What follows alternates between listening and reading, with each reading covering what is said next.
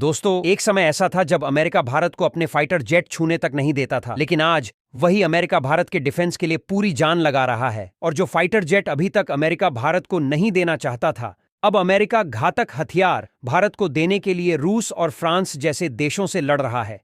यानी कि अमेरिका अब भारत के डिफेंस के लिए सभी देशों से लड़ने के लिए तैयार है, क्योंकि हाल ही में एक रिपोर्ट सामने निकल कर आई कि अमेरिका की बोइंग अपने सबसे घातक फाइटर जेट F-15E भारत को ऑफर कर रही है, वह भी सबसे कम कीमत में। और अमेरिका कुछ भी करके भारत को 114 सबसे खतरनाक फाइटर जेट F-15E देना चाहता है। और अमेरिका का कहना है कि यह भारत को सबसे कम कीमत में 114 फाइटर जेट भेजेंगे, जितने सस्ते दामों में अमेरिका किसी भी देश को यह फाइटर जेट नहीं बेच रहा है। और देखा जाए तो अभी तक भारत के पास इतनी खतरनाक और ताकतवर फाइटर जेट मौजूद नहीं है, जिससे अब यह भारत के लिए काफी अच्छी डील साबित हो सकती है। यहां तक कि इनका कहना है यह भारत के लिए स्पेशली कस्टमाइज करके F-15E को मैन्युफैक्चर करेंगे। पूरी जानकारी क्या है इस वीडियो में जानेंगे, लेकिन वीडियो में आगे बढ़ने से पहले अमेरिका खुद भारत को सबसे घातक एयरक्राफ्ट ऑफर कर रहा है। उसके लिए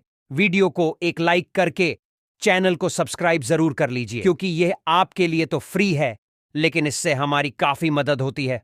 दोस्तों, अमेरिका जो फाइटर जेट अभी तक किसी भी कीमत पर भारत को नहीं देना चाहता था, लेकिन अब वह समय आ गया है जब अमेरिका अपने सबसे घातक हथियार F-15E भारत को खरीदने का ऑफर दे रहा है। जहां अमेरिका इस घातक फाइटर जेट को भारत के हिसाब से स्पेशली कस्टमाइज करके मैन्युफैक्चर करेगा। और देखा जाए तो भारत की रिक्वायरमेंट के हिसाब से यह फाइटर जेट काफी ज्यादा यूजफुल है, क्योंकि इतने ताकतवर फाइटर जेट अभी तक भारत नहीं बना पाया है। और अभी तक भारत में ज्यादातर जो एयरक्राफ्ट और फाइटर जेट उपलब्ध है, वह सभी या तो रशिया और फ्रांस से खरीदे गए हैं या फिर भारत ने खुद डेवलप किया है, क्योंकि भारत की DRDO ने मिसाइल मैन्युफैक्चर के मामले में तो महारत हासिल कर लिया है। और इस समय मिसाइल के मामले में दुनिया का कोई भी देश भारत को टक्कर नहीं दे सकता, क्योंकि भारत की DRDO एक से बढ़कर एक मिसाइल बना चुकी है, जिसे दूसरे देश भी भारत से ही खरीदते हैं। और अभी भारत ने जो BrahMos supersonic cruise missile develop किया है, इसे अरब देश भी खरीदना चाहते हैं, लेकिन अभी तक सबसे ताकतवर और घातक फाइटर जेट भारत ने डेवलप नहीं कर पाया है। हालांकि भारत की कंपनियां इस पर रिसर्च कर रही हैं और इसकी टेक्नोलॉजी पर काम कर रही है, लेकिन इसे डेवलप करने में थोड़ा समय लग सकता है। आपको बता दें कि अमेरिका जो फाइटर जेट्स भारत को देने वाला है, इसमें भारत की सबसे ताकतवर ब्रह्मोस सुपरसोनिक क्रूज मिसाइल को आसानी से इस्तेमाल किया जा सकता है, जिसके बाद यह फाइटर जेट और भी घातक बन जाएगा, जिससे भारत किसी भी दुश्मन देश को बिना सीमा पार किए आसानी से मार गिरा सकता है। जहां अमेरिका की बोइंग ने भारत को यह भी ऑफर दिया है कि चाहे तो भारत केवल फाइटर जेट ही खरीदे और मिसाइल खुद की इस्तेमाल करें। यानी कि अमेरिका की तरफ से फाइटर जेट खरीदने का जो मौका भारत को मिला है, भारत इस मौके को बिल्कुल भी नहीं गंवाने वाला, क्योंकि यह फाइटर जेट भारत के लिए काफी ज्यादा उपयोगी और मददगार साबित हो सकते हैं।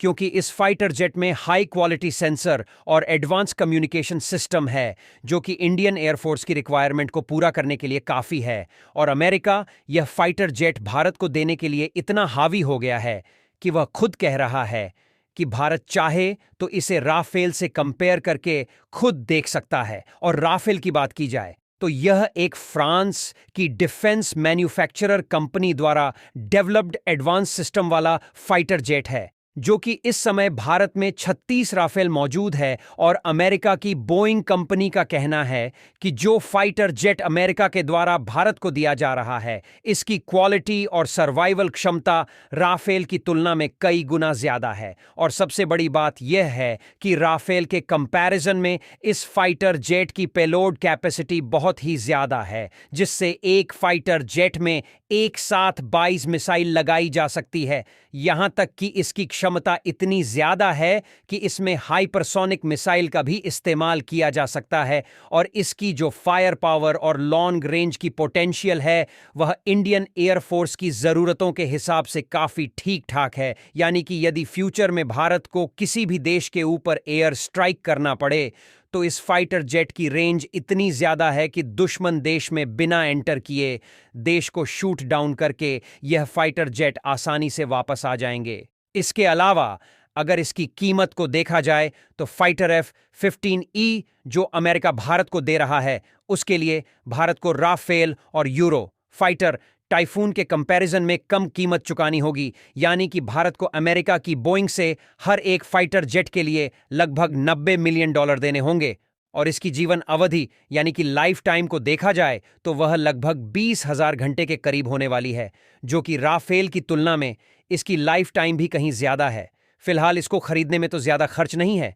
लेकिन दिक्कत की बात यह है कि इसकी एडवांस टेक्नोलॉजी और पेलोड कैपेसिटी ज्यादा होने के कारण इसकी फ्लाइंग कास्ट भी ज्यादा होने वाली है, जहां अनुमान के मुताबिक 1 घंटे की उड़ान के लिए इसमें लगभग 29,000 का खर्च लगने वाला है, जिसे काफी ज्यादा लागत प्रभावी माना जा रहा है।